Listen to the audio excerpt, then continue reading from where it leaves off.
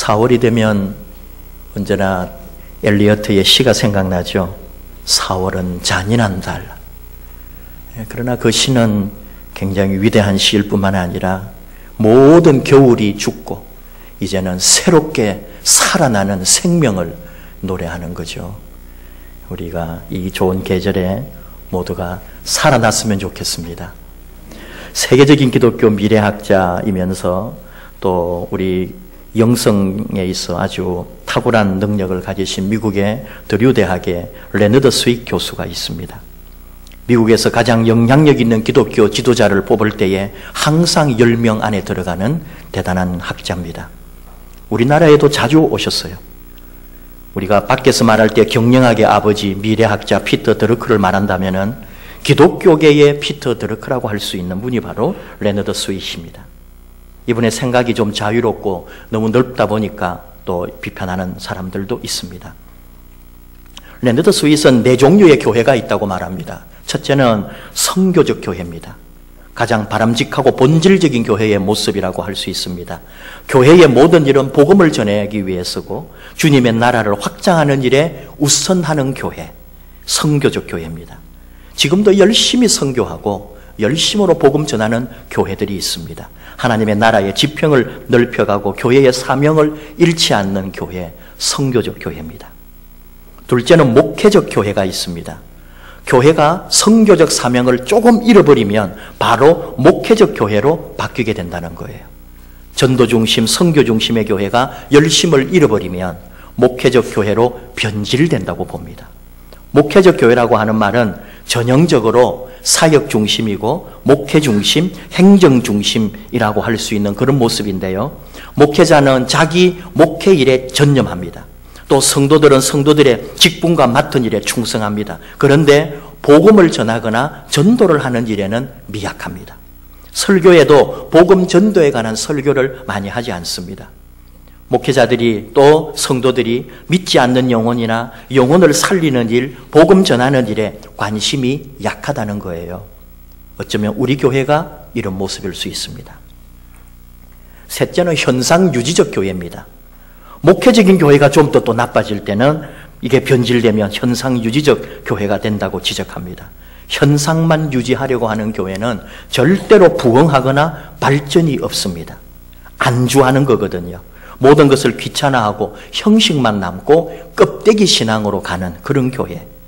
목회적인 것보다도 또 성도들의 사역조차도 어쩌면은 찾아보기 어려운 겨울잠을 자는 단계에 들어가 있는 교회가 바로 현상유지적인 교회다. 레너드 스윗은 비유로 말합니다. 이런 교회는 좀 거슬리는 비유지만은 한 30여 년 이상 이렇게 한 목사님이 담임 목회를 하시다가 이제는 은퇴를 한 3, 4년 앞두고 있는 그런 교회. 절대로 일을 버리지 않습니다. 그건 그 담임 목사님뿐만 아니라 성도들조차도 절대로 큰 일을 하지 않으려고 합니다. 목사님 바뀌고 새로 목사님 오시면 우리 교회가 뭘 하겠다는 거예요. 그래서 모두가 다 잠잠한 교회, 뭔가 획기적이고 새로운 걸 제안하면은 은혜롭게 가만히 있으라고. 새로 목사님 오실 때 우리 하겠다고 하면서 저도 그런 교회에서 부목사를 해본 적이 있습니다. 네 번째는 박물관 교회입니다. 박물관 교회는 생명도 열정도 눈물도 기도도 헌신도 순종도 다 옛 이야기가 되어버린 교회. 레너드 스윗은 말합니다. 박물관에는 무엇이 있는가? 미라가 있을 뿐이다. 마찬가지로 박물관 교회에는 무엇이 있겠는가? 미라 같은 성도들로 가득 차 있다. 죽은 시체 같은 성도가 누워있는 교회, 박물관 교회입니다. 설마 우리 교회가 박물관 교회일까? 우리는 대답해야 합니다. 예, 그렇습니다. 우리는 우리 교회가 선교적 교회라고 하기에는 너무나 찜찜하지만 그래도 목회적 교회 정도는 되지 않을까라고 말하고 싶습니다. 그런데 아닙니다. 우리 교회는 박물관 교회에 더 가깝습니다. 이런 위기의식이 없다면 우리 교회의 미래도 우리 자신의 변화도 기대하기 어렵습니다. 항상 기억해야 할 것은 교회의 존재 이유가 무엇인가? 우리 교회가 왜 존재해야 하는가 하는 것을 새롭게 해야 합니다. 아무런 기대감도 없고 영혼 구원에 대한 열망도 없고 전도와 선교에 대한 비전도 없고 이웃 사랑의 실천과 하나님 나라에 대한 소망도 없다면 오늘 우리가 매주에 모이고 매일 모인다 할지라도 우리 교회는 박물관일 수밖에 없습니다. 교회는 왜 존재할까요? 이 질문은 우리가 오늘 왜 모였을까요? 하는 질문과 같은 말입니다. 우리는 왜 주일마다 모여서 예배드리고 주중에는 기도회를 하고 또 훈련, 공부, 친교를 하고 신방을 하고 이웃을 섬기고 이런 일들과 교회 활동을 왜 하고 있을까요? 여러분은 왜 교회 질서에 순종하고 목회자의 가르침을 따르고 교회를 위해 여러분의 시간과 물질을 들여 헌신하고 있습니까? 왜 그렇게 하고 있습니까? 우리는 복 받으려고 그러지 않습니다. 그 정도는 우리가 다 생각하고 있습니다.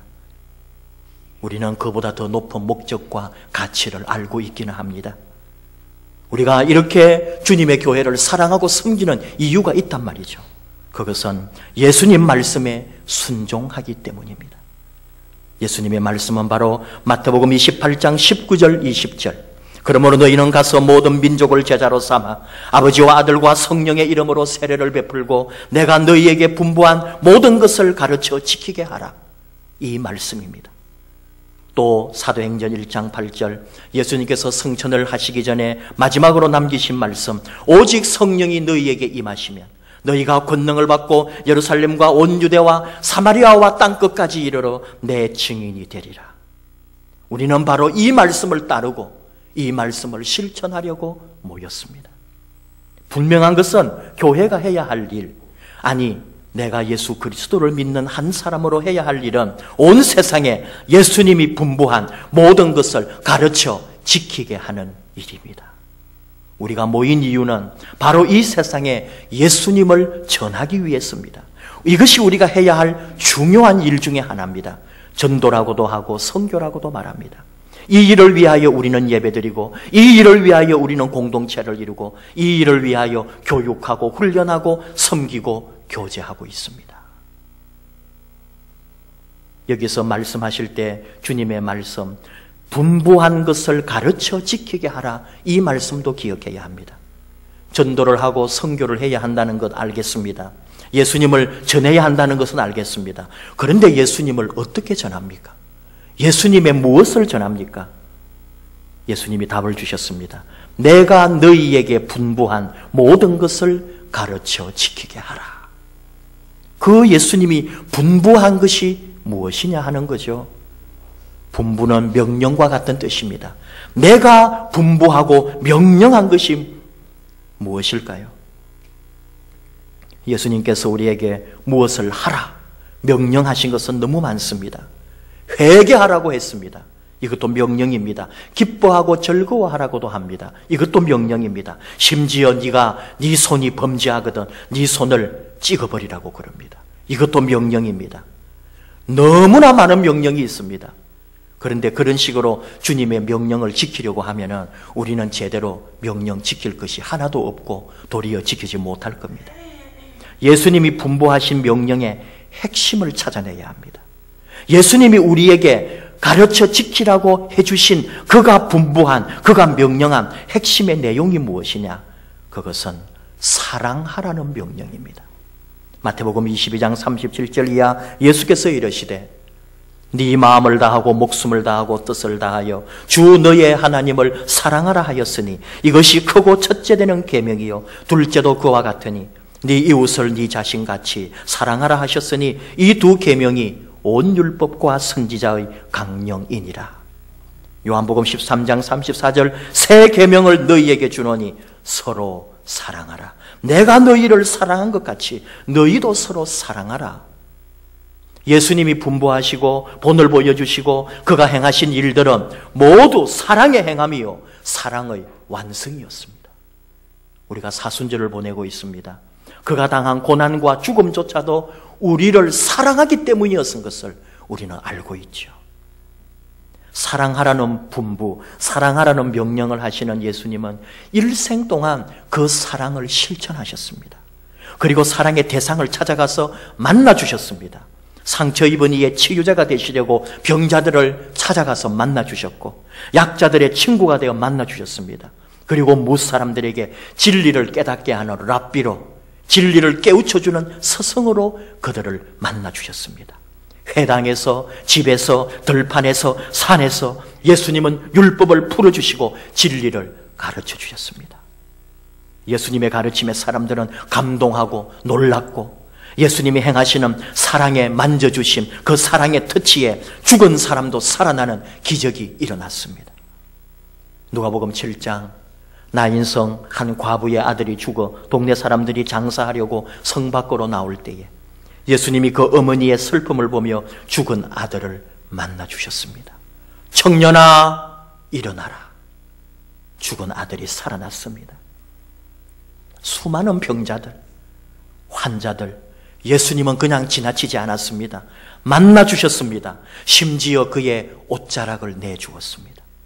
그 옷자락이라도 만질 수 있게 해주었습니다. 놀라운 것은 예수님을 만날 때마다 기적이 일어났다는 거죠. 예수님을 만나면 놀라운 일이, 신비로운 일이 일어났습니다. 만남은 신비였던 겁니다. 오늘 주신 말씀은 삭개오라고 하는 세리장을 만나주신 예수님입니다. 여리고 현재 팔레스타인 자치지구입니다. 이스라엘 사람들은 지금은 들어갈 수가 없습니다. 팔레스타인과 관광객들만 들어갈 수 있습니다. 지금 그곳에는 1000년이 넘은 돌무화과 나무가 한 그루 있습니다. 물론 예수님 당시에 돌무화과 나무라고 생각하지는 않습니다. 그러나 성지 순례객들이 1000년 이상 지금까지 성지 순례를 갈 때 바로 그 여리고의 돌무화과 나무가 예수님과 삭개오가 만난 것이라 생각하고 그곳을 꼭 둘러봅니다. 여리고는 그 당시에 국경이고 향료 생산지였습니다.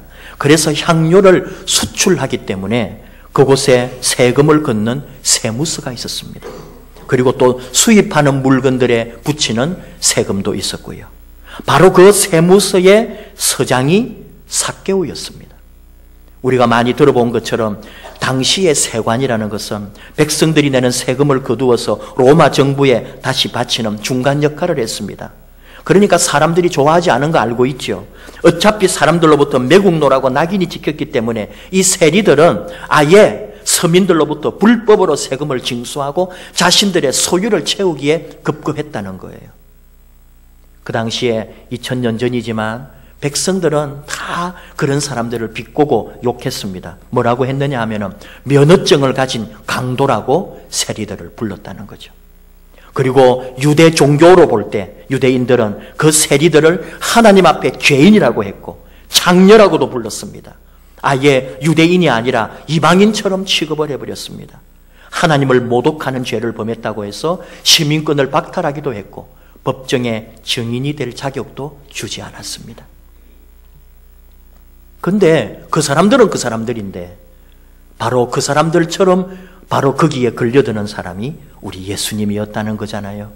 예수님이 이런 사람들하고 친하고 이런 사람들 집에 들어가고 아예 마태와 같은 세리를 그의 제자로 불러주고 예수님도 같이 그 속에 있으니까 사람들로부터 비난을 받았던 거죠. 우리 예수님은 분명합니다. 한 바리새인과 세리가 기도하는 모습을 바로 이 누가복음 이 앞에 18장에 기록하고 있어요. 예수님이 비유로 말씀하신 거죠. 하나님께 기도하고 싶어도 사람들 속에 끼지를 못하니까 멀찍이 서서 가슴을 치며 파문당한 아픔을 실어서 나는 죄인이로소이다 기도하는 세리를 우리 예수님은 도리어 축복해 주고 있어요. 오늘 삭개오도 마찬가지로 죄인들의 친구로 이신 바로 예수님이 사람들 속에 끼지 못하고 멀찍이 나무 위에 올라가서 예수님을 바라보는 것만으로 만족하려고 했던, 예수님을 쳐다보는 것만으로 위로받으려고 했던 한 죄인 삭개오를 예수님이 친히 찾아가서 만나주셨다는 거죠. 삭개오의 아픔도 여러분 우리가 기억해야 합니다. 잘못을 뉘우치고 회개하려고 해도 회개에 기회조차 주지 않고 용서받고 싶어도 용서받을 데도 없는 사람들이 있더라는 거죠. 이 사회가 그렇게 낙인을 찍어버리고 영원히 격리시키고 죄인이라고 매장해버립니다. 삭개오는 그런 사람이었습니다.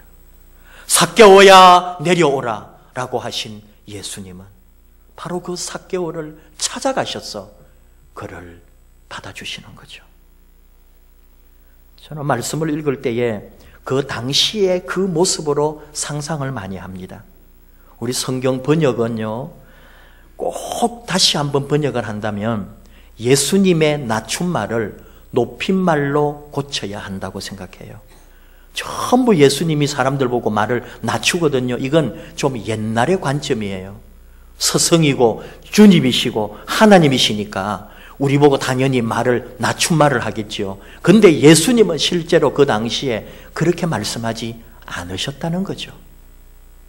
처음 보는 사람, 모르는 사람, 대중을 상대로 말씀을 전할 때는 예수님도 반드시 높임말로 대중을 상대하는 언어를 사용했을 거란 말입니다. 오늘 삭개오를 부르실 때 우리 예수님은 예의와 품위를 지켰고 이렇게 아마 말씀하셨을 겁니다. 삭개오 세무서장님, 어서 내려오십시오. 오늘 서장님 댁에서 하룻밤 묵어야겠습니다. 예수님은 삭개오 집에 가셔서 만남의 기적을 이루어 주십니다. 그 집을 축복해 줍니다. 오늘 구원이 이 집에 이르렀으니 이 사람도 아브라함의 자손이미로다. 내가 온 것은 잃어버린 자를 찾아 구원하려 함이다. 잃어버린 영혼을, 상처 입은 영혼을, 병든 영혼을 치료해 주려고 주님이 찾아가셨죠. 가늠한 여인에게도 예수님은 요한복음 8장 11절에서 말씀합니다. 나도 너를 정죄하지 않는다. 나도 너를 단죄하지 않는다. 예수님을 만남으로 용서가 있고 치유가 있고 회복이 있습니다. 만남의 신비가 일어나는 거죠. 오늘 우리가 예수님을 통해서 배우는 게 이런 겁니다. 우리도 만남을 소중하게 여겨야 한다는 거예요. 한 사람이 예수를 믿기 전에 사실은 예수 믿는 사람을 먼저 만나는 법이다. 그런 말이 있잖아요. 누군가가 예수님을 만나기 전에 나를 먼저 만나는 거예요. 나를 통해 예수님을 만나게 되는 거죠. 그러므로 우리가 누군가를 끊임없이 만나줄 수 있어야 합니다.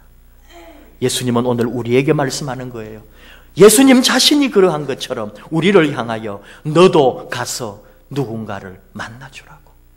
영혼을, 연약한 이를, 병든 자를, 가난한 이를, 약한 사람을, 상처 입은 이를 너도 가서 만나.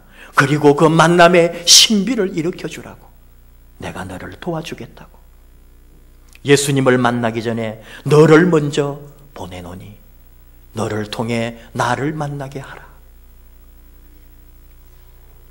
오늘 우리 시대에 우리가 주변 사람들에게 예수님을 어떻게 전해주느냐. 전도하기 얼마나 어렵고 전도라는 말을 내기도 부끄러운 시대 아닙니까? 그러므로 우리가 오늘날 우리 시대에 맞도록 내가 예수님을 어떻게 소개할지, 내 삶으로 어떻게 예수님을 저 사람이 만나게 해줄지, 그건 우리가 끊임없이 노력하고 연구하고 생각해야 할 몫입니다.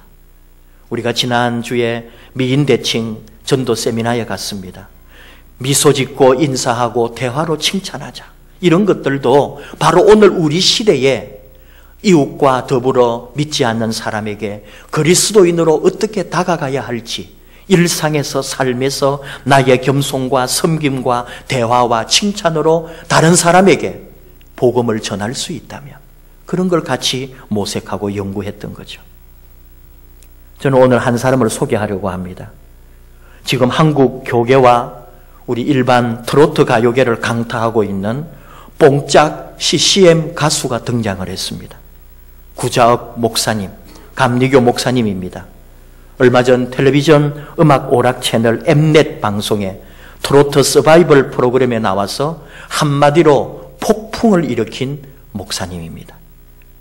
참말이여라는 자작곡을 불러서 합격을 하고 별명은 구전도사인데 백수들이 입는 녹색 추리닝을 입고 나와서 등에는 할렐루야 글자를 새기고 시스터가 있어요. 이 교회 소위 우리가 말하는 교회 자매님 2명을 데리고 아주 지금 인터넷에 대박이고요.